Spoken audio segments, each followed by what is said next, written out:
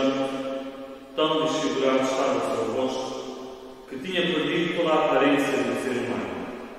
Assim, se ele encher de assombro muitas nações, e diante dele os reis ficarão calados, porque hão de ver o que nunca lhes tinham contado, e observar o que nunca tinham ouvido. Quem acreditou no que ouvimos dizer? A quem se revelou o braço do Senhor? O meu servo cresceu diante do Senhor como um rebento, como raiz numa terra árida, sem distinção nem beleza, para atrair o nosso olhar, nem aspecto agradável que possa cativar-nos. Desprezado e repelido pelos homens, homem de dores, acostumado ao sofrimento, era como aquele de quem se desvia o rosto, pessoa desprezível e sem valor para nós. Ele suportou as nossas enfermidades e tomou sobre si as nossas dores. Mas nós víamos nele um homem castigado, ferido por Deus e humilhado. Ele foi trespassado por causa das nossas culpas e esmagado por causa das nossas iniquidades. Caiu sobre ele o castigo que nos salva. Pelas suas chagas fomos curados. Todos nós, como ovelhas, andávamos errantes, cada qual seguia o seu caminho. E o Senhor fez cair sobre ele as faltas de todos nós. Maltratado, humilhou-se voluntariamente e não abriu a boca. Como o cordeiro levado ao matadouro, como a ovelha muda ante aqueles que a tosquiam, ele não abriu a boca. Foi iluminado por sentença iníqua. Mas quem se preocupa com a sua sorte? Foi arrancado da terra dos vivos e ferido de morte pelos pecados do meu povo. Foi-lhe dada a sepultura entre os ímpios e um túmulo no meio dos malfeitores. Embora não tivesse cometido injustiça, nem se tivesse encontrado mentira na sua boca. Aprova o Senhor e esmagá-lo pelo sofrimento. Mas, se oferecer a sua vida como sacrifício de expiação, terá uma descendência duradoura, viverá longos dias, e a obra do Senhor prosperará em suas mãos. Terminados os sofrimentos, verá a luz e ficará saciado na sua sabedoria. O justo, meu servo, justificará a muitos e tomará sobre si as suas iniquidades. Por isso, eu lhe darei as multidões como prémio, e terá parte nos despojos no meio dos poderosos, porque ele próprio entregou a sua vida à morte e foi colocado entre os malfeitores, tomou sobre si as culpas das multidões e intercedeu pelos pecadores. Palavra do Senhor. Graças a Deus.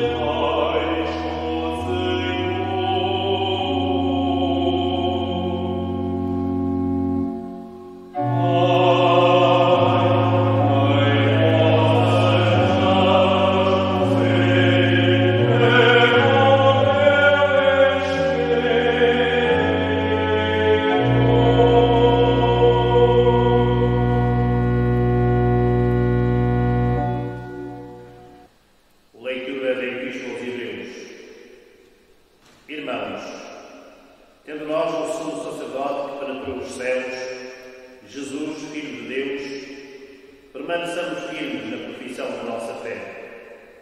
Na verdade, nós não temos um sumo sacerdote incapaz de se compadecer das nossas fraquezas.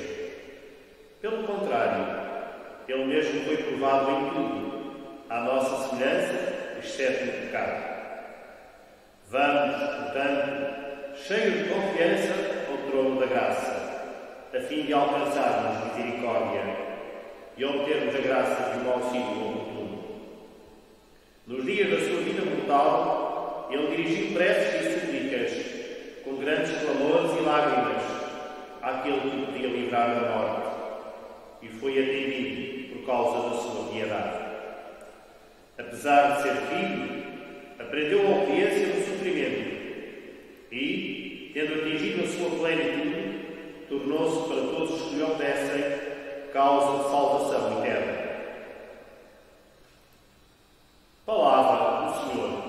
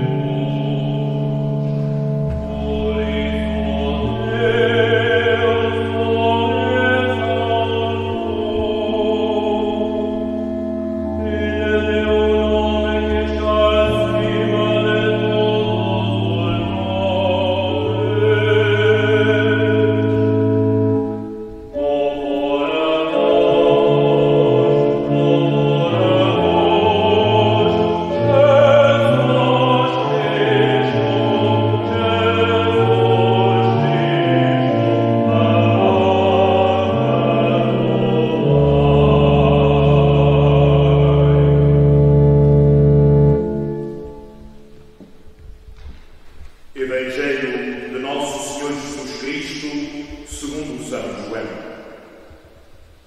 Naquele tempo, Jesus saiu com os seus discípulos para o outro lado da corrente do Cédron. Havia lá um jardim, onde ele entrou com os seus discípulos. Judas, que o ia entregar, conhecia também o local, porque Jesus se reunira lá muitas vezes com os discípulos. Tomando consigo uma companhia de soldados e alguns guardas, enviados pelos príncipes dos sacerdotes e pelos fariseus, Judas chegou ali com as fortes lanternas e armas. Sabendo Jesus tudo o que ia acontecer, adiantou-se e perguntou-lhes: A quem buscais? Eles responderam: A Jesus de Nazaré. Jesus disse: Sou eu. Judas, que o ia entregar, também estava com eles. Quando Jesus lhes disse: Sou eu, recuaram e caíram por terra. Jesus perguntou-lhes novamente: A quem buscais? Eles responderam: A Jesus de Nazaré. Disse-lhe Jesus: Já vos disse que sou eu. Por isso, se é a mim que buscais, deixai que estes se retirem. Assim se cumpriram as palavras que ele tinha dito: Daqueles que me deste, não perdi nenhum. Então Simão Pedro, que tinha uma espada, desembainhou-a e feriu o servo do sumo sacerdote, cortando-lhe a orelha direita. O servo chamava-se Paulo. Mas Jesus disse a Pedro: Mete a tua espada na bainha. Não é de beber o cálice que o meu pai me deu? Então a companhia dos soldados o oficial e os guardas dos judeus apoderaram-se de Jesus e maniataram. Levaram-no primeiro a Anás, por ser sogro de Caifás, que era o sumo sacerdote nesse ano. Caifás é que tinha dado o seguinte conselho aos judeus: convém que morra um só homem pelo povo. Entretanto, Simão Pedro seguia Jesus com outro discípulo. Esse discípulo era conhecido do sumo sacerdote e entrou com Jesus no pátio do sumo sacerdote, enquanto Pedro ficava à porta do lado de fora. Então o outro discípulo, conhecido do sumo sacerdote, falou à porteira: eu vou Pedro para dentro. A porteira disse a Pedro: tu não és dos discípulos desse homem? Ele respondeu: não sou. Estavam ali presentes os servos e os guardas, que por causa do frio tinham acendido um braseiro que se aquecia. Pedro também se encontrava com eles a aquecer-se. Entretanto, o sumo sacerdote interrogou Jesus acerca dos seus discípulos e da sua doutrina. Jesus respondeu: falei abertamente ao mundo. Sempre ensinei na sinagoga e no templo, onde todos os judeus se reúnem, e não disse nada em segredo, porque me interrogas. Pergunta aos que me ouviram o que lhes disse. Eles bem sabem aquilo de que lhes falei.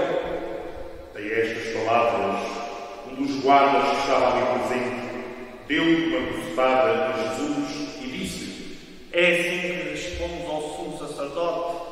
Jesus respondeu: se falei mal, mostra-me em quê? Mas se falei bem, por que me bates?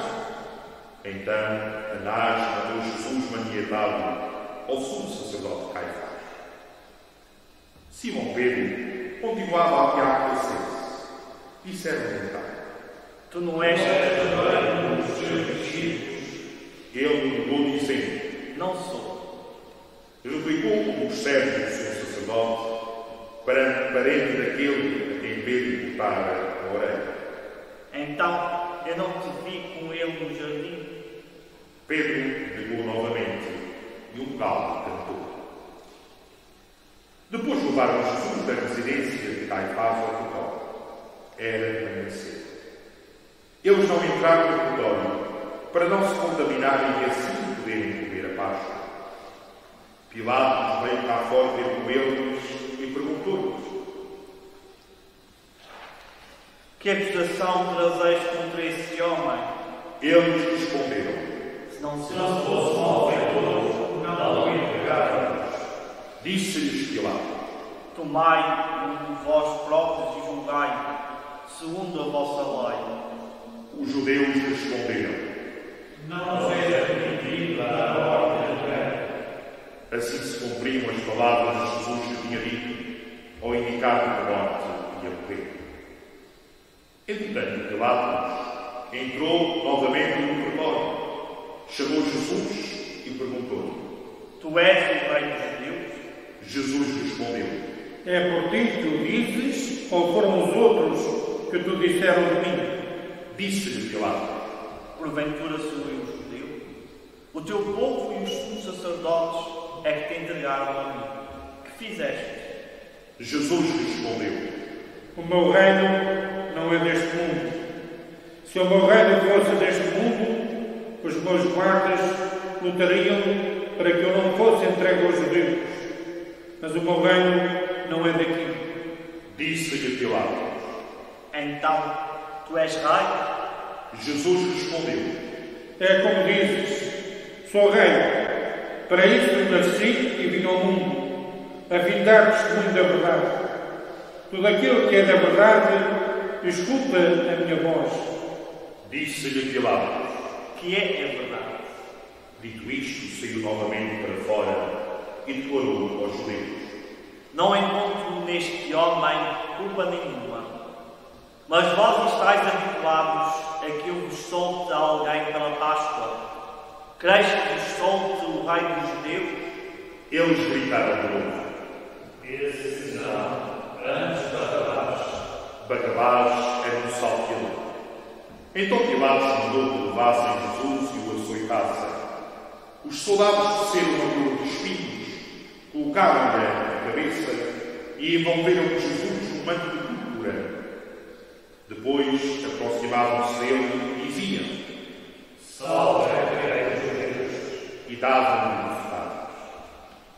Pilatos saiu novamente para fora e disse: Eu vos trago aqui fora para saberes que não encontro nele culpa nenhuma. Jesus saiu, trazendo a coroa de espinhos e o manto de púrpura. Pilatos disse: Eis o homem. Quando viram Jesus, os príncipes dos sacerdotes e os guardas gritaram: Crucificam! Crucificam! Disse-lhes Pilatos: Tomai-o vós mesmos e crucificai-o, que eu não encontro nele culpa alguma. Responderam-lhe os judeus: Nós temos uma lei, e segundo a nossa lei, era morrer, porque se fez filho de Deus. Quando Pilatos ouviu estas palavras, ficou assustado. Voltou a entrar no pretório e perguntou a Jesus: De onde és tu? Mas Jesus não lhe deu resposta. Disse-lhe então Pilatos: Não me falas? Não sabes que tenho poder para te soltar e para te crucificar?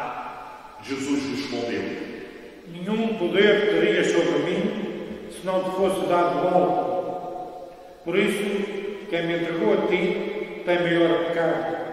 A partir de então, Pilatos procurava libertar Jesus. Mas os judeus gritaram: Se o libertares, não és amigo de César. Todo aquele que se faz rei é contra César.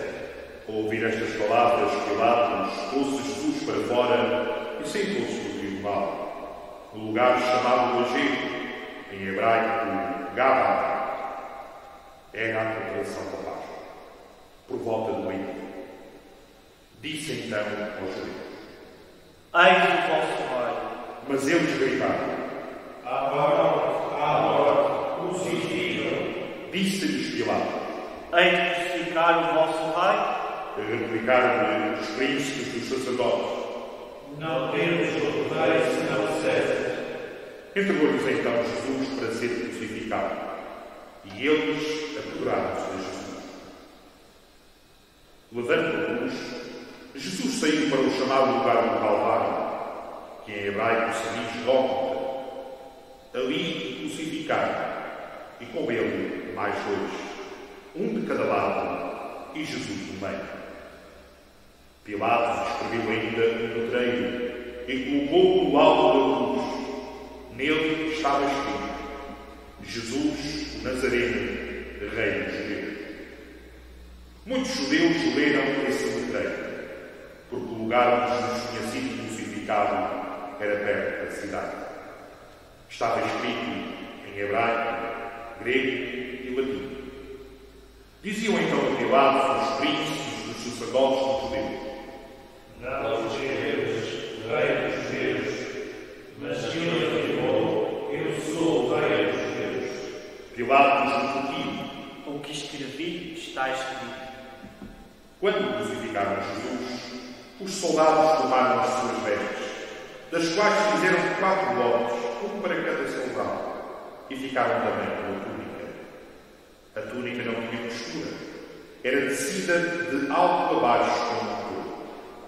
Disseram-lhe uns aos outros: Não contratemos, mas fazemos sortes para ver quem será. E assim se cumpria a escritura. Repartiram entre si as minhas vestes e deitaram sortes sobre a minha túnica. Foi o que fizeram os soldados. Estavam junto à cruz de Jesus, sua mãe, a irmã de sua mãe, Maria, mulher de Cleófas, e Maria Madalena.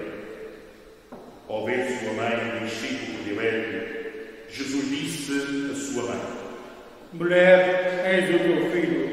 Depois disse ao discípulo: Eis a tua mãe. E a partir daquela hora, o discípulo recebeu-a em sua casa. Depois, sabendo que tudo estava consumado, e para que se cumprisse a Escritura, Jesus disse: Tenho sede. Estava ali um vasos cheios de vinagre. Prenderam com uma vara uma esponja embebida em vinagre e levaram-na à boca. Quando Jesus tomou o vinagre, exclamou: Tudo está consumado. E, inclinando a cabeça, expirou.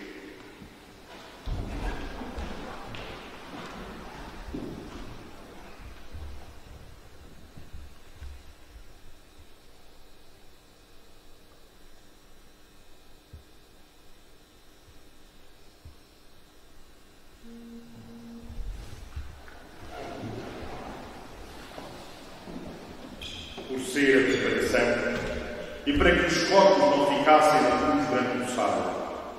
Era um grande dia aquele sábado.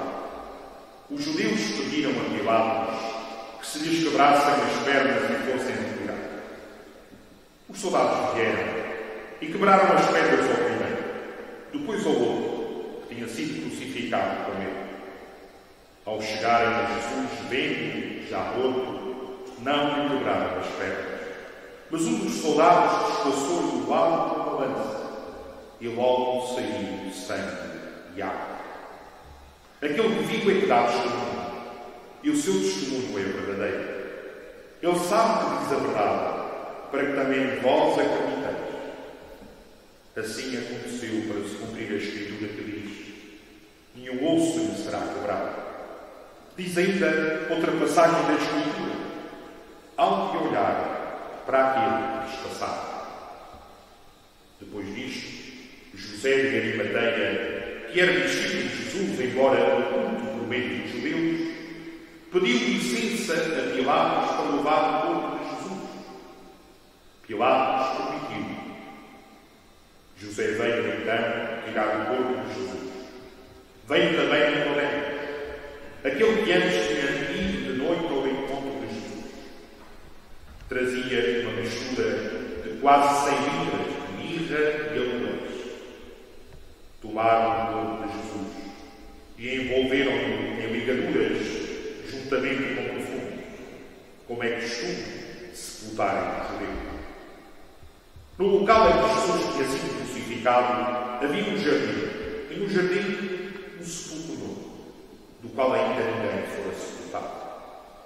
Foi aí que, por causa da preparação dos judeus, porque o sepulcro ficava aberto, depositaram Jesus.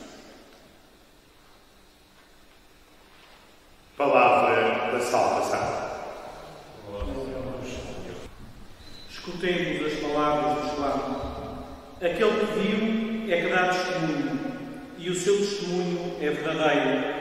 Ele sabe que diz a verdade, para que também vós acreditais. A narração da paixão que acabámos de escutar, segundo as palavras de São João, recorda-nos que isto não é mais uma história, não é mais um conto, mas é a realidade que ele próprio viveu, que presenciou, que testemunhou. Nesta Sexta-feira Santa, nós somos chamados a olhar o coração da Igreja para sentir a vida que bate dentro desta Igreja de Deus. Estamos num contexto muito particular, mas a vida continua, porque a Igreja também continua, o mundo também continua, embora numa circunstância diferente. E olhando também de um modo especial a circunstância muito particular que temos vivido no nosso país desde o início deste ano. Se fizéssemos um pequeno censo, a palavra que parece ser o denominador comum do início do ano até hoje e que inspira um certo medo e um certo terror em toda a gente é a palavra morte. Mas nós estamos aqui não para celebrar a morte de Jesus Cristo, mas para celebrar a vida e a vida em plenitude. Mas dizia que no nosso país muito se tem falado e discursado à volta da palavra morte, porque desde o início do ano falávamos da eutanásia, da morte assistida. E é engraçado pensarmos que envolvidos muitos poucos meses, demos um trambolhão imenso. Fala-se da morte, mas da morte de uma outra forma. O medo, o terror, o pânico da morte. E também não deixa de ser muito sugestivo notar que todos aqueles que faziam uma grande campanha por uma morte de misericórdia, por uma morte de dignidade, o que é feito deles? Para onde foram? Alguém os viu na praça pública ao longo deste último mês? Quem saiu do conforto dos seus lares para ir auxiliar e ajudar aqueles que mais precisam, neste contexto muito particular, são, sem dúvida alguma, aqueles que mais prezam e defendem a vida humana. E aqui nós percebemos o quanto a realidade ultrapassa as ideias, os devaneios e os critérios de um punhado de gente que não sabe o que é dar dignidade à vida dos outros. Um grande escritor e pensador britânico escrevia na primeira metade do século XX: até a mais insignificante das criaturas tem o poder de mudar o curso da história. Um vírus é insignificante, mas meteu-nos a todos em casa. E fez muitos enxergarem a sua real insignificância.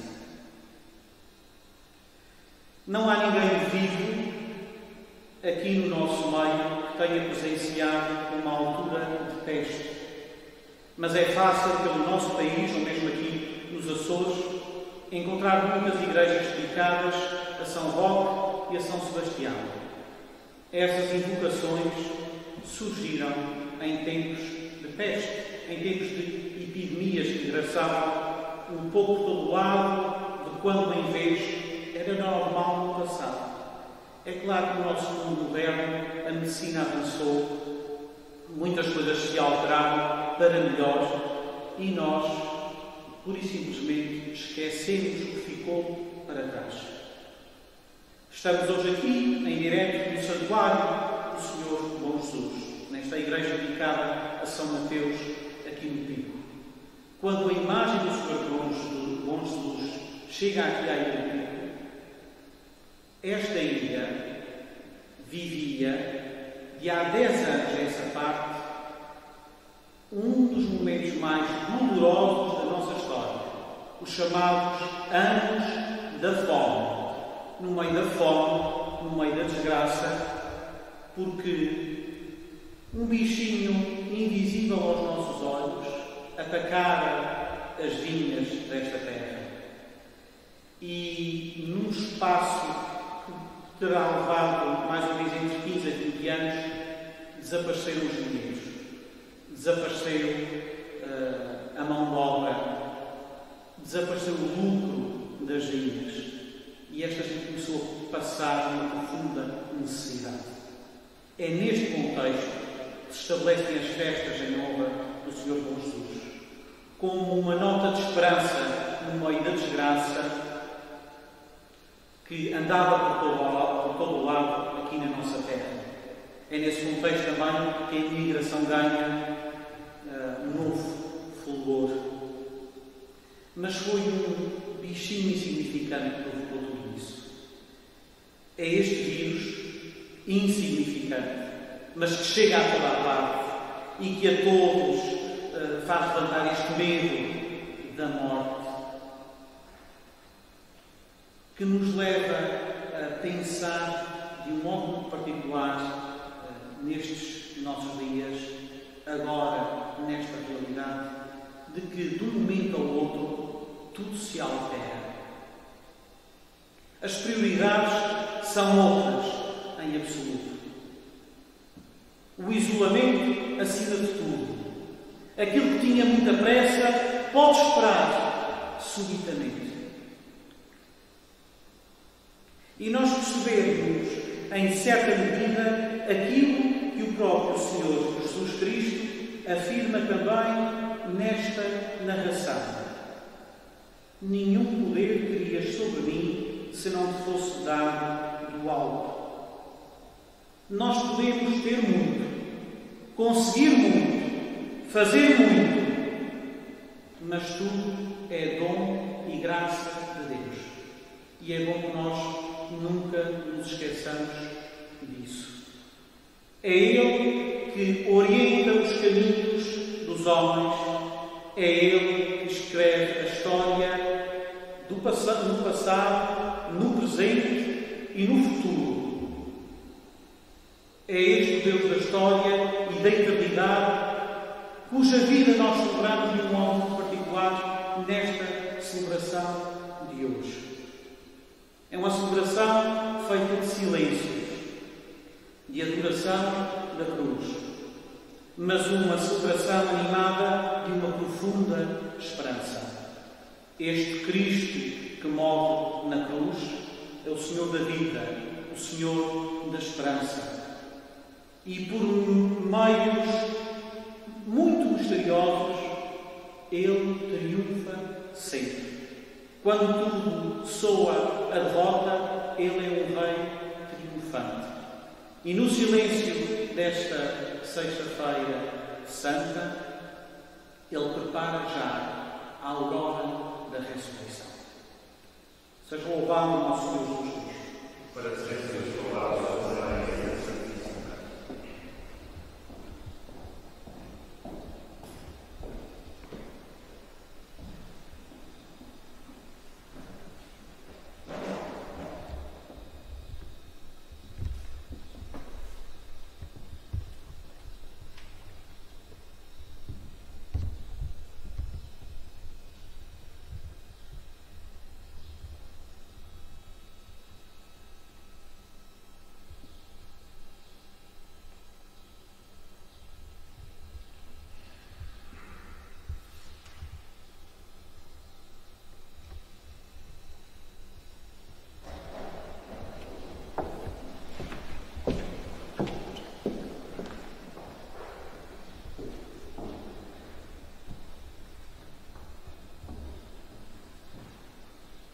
Oremos, irmãos caríssimos, pela Santa Igreja de Deus, para que o Senhor lhe dê a paz, a confirme na unidade e a proteja em toda a terra, e a todos nós conceda a vida calma e tranquila, para a glória de Deus Pai Todo-Poderoso.